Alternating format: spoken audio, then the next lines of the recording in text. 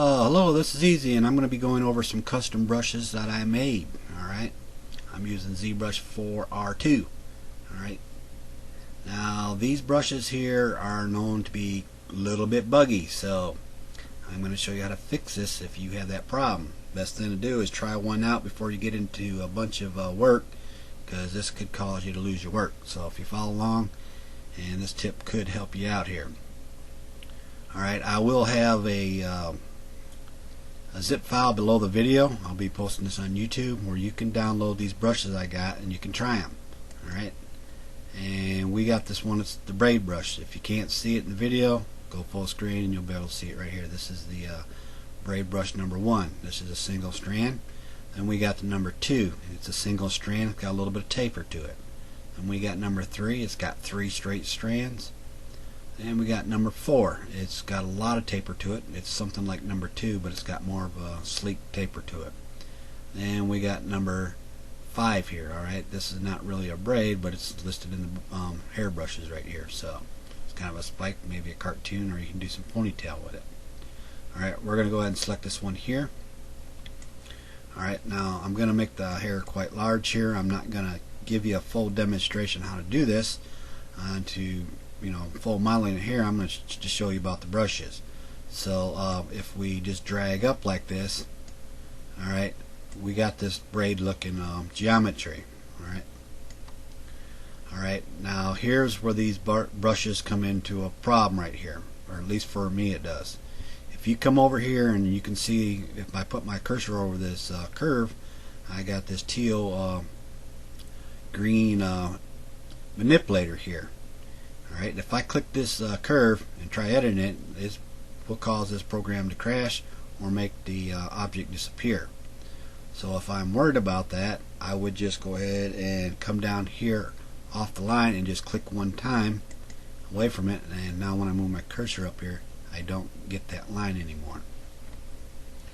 Alright, the next problem is the first stroke works okay. It's usually the second stroke that'll get you. Alright, at least for me it does. If I was to draw on here and click and drag out, it freezes right up on me. Alright, there's a couple methods you can do to solve that. If we look over here in the brush right here, all we got to do is cycle through the brush. We can do it 2 ways. Well, there's actually a bunch of ways. I'm going to press the control key and let go. Alright, now I'm good to go for my second stroke. I got to do this through every stroke. Alright, this time I'll just press the shift key, which is the smooth. Alright, then I'm going to click, then I'm good to go on the next step. The thing not to do is hold the shift key down and drag out, or hold the control key and drag out. Well, the way I would recommend to do it, since we're all accustomed to clearing mask, is just go ahead, and when I hold the control key down, you can see it already cycles. And you notice every time that I draw a strand here, we have a mask. So if we clear the mask, we know we're good to go to the next step. Alright, every time that we know the mask is removed, we can go to the next step. So I'm going to remove the mask and I'm going to go to the next step. Because a lot of times if I was to click here and decide that I was wanting to go with just the control key, and sometimes you forget, alright, and if I make another drag here, what's going to happen is going to crash. So the way not to forget is always clear the mask. Then you'll always know when the mask is clear, it's always safe to go to the next step. So that's what I would recommend. Control Z. Alright, that is that brush there. And we got this little taper one here. Alright, the size of the brush does depend on the size of the hair braid. Alright, clear the mask, clear the mask. Now if I'm getting real close to this other one and I want to put another strand right here, well, you can see the lines are active and I don't need to get next to them and touch them. So I'm just going to have to click on the character here and it removes it, then I can move up here close to this other one without touching the curve line, then draw another one and clear the mask. Then you get something like that, which is pretty cool. Alright, we're going to go into the next step. Control Z that. And we got this one here. This is number 3 here. Alright, let's go ahead and not going to do nothing fancy here, it's just, and you get something like that. Alright, and like I said, depends on your draw size, how thick or thin you want it.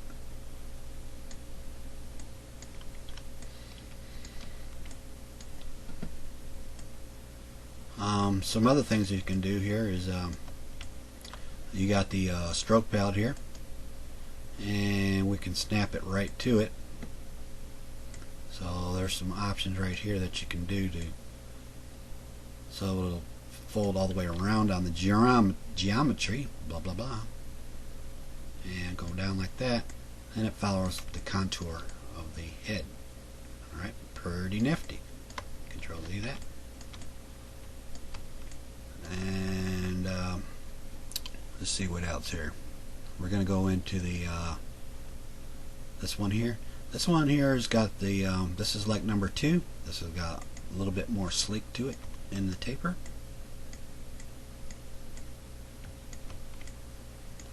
And we'll turn on the symmetry here, and you can see like that.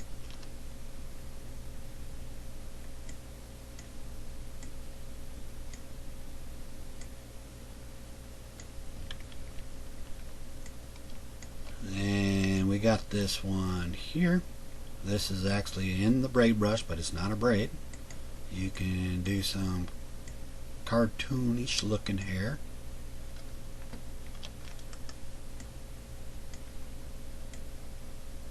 Alright. Looks like horns, I know it. It's not hair, but let's do like a ponytail. And you can do something like that.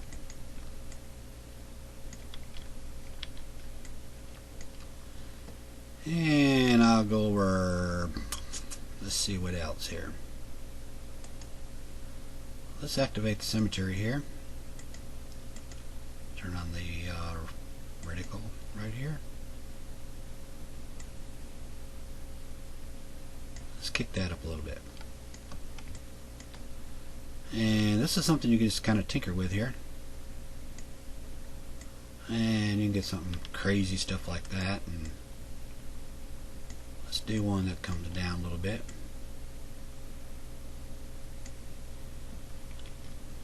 And like I said, you can just switch brushes and you'll be able to see what's going on here.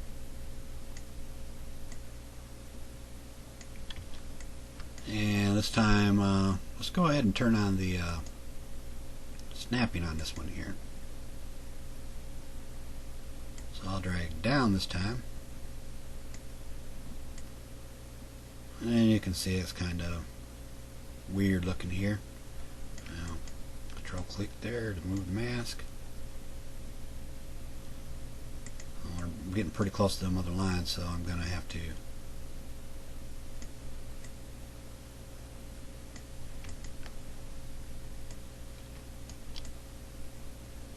you can kind of see where I'm going with this, but I'm not making nothing in particular here, so I'll make one, say like this, and you can see what that snapping does right there. And let's go to this stroke here, and we'll turn that back off. Just something you got to experiment with.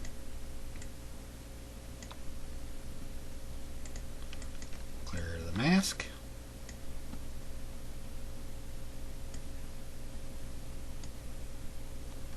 And clear the mask.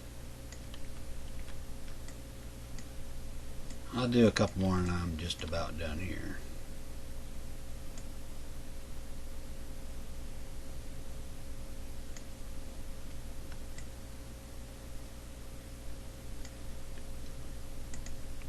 the mask,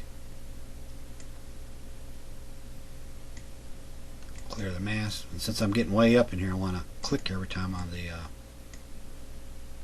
character here, so the little white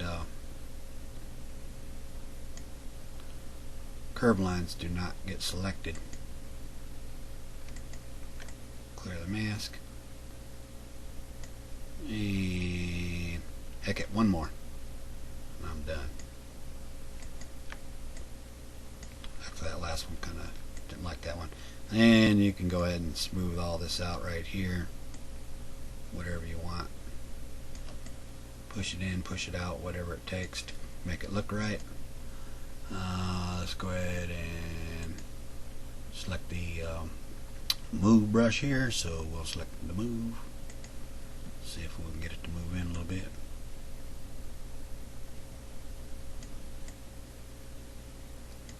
And you also have the where you can just select just the hair here and kind of move it in without messing with the head itself. And there you go. What a hairdo. Alright, I hope you enjoyed the brushes, and I paused the video and just did a little bit more editing. But anyway, I'm finishing this up. If you want to, all you got to do is go to your brush menu, and then you load your brushes. I would recommend you go ahead and just load them in, just make sure that you like them. And if you want them on startup, what you do is you go into your ZBrush 4R2 folder, then you go to the startup. Then once you're in the startup, you go to brush presets, and then you can put them in your brush preset folder. Okay, remember, ZBrush 4R2 startup brush presets. Alright, as long as that's not causing you any problems, it seems to be working for me, so thank you very much.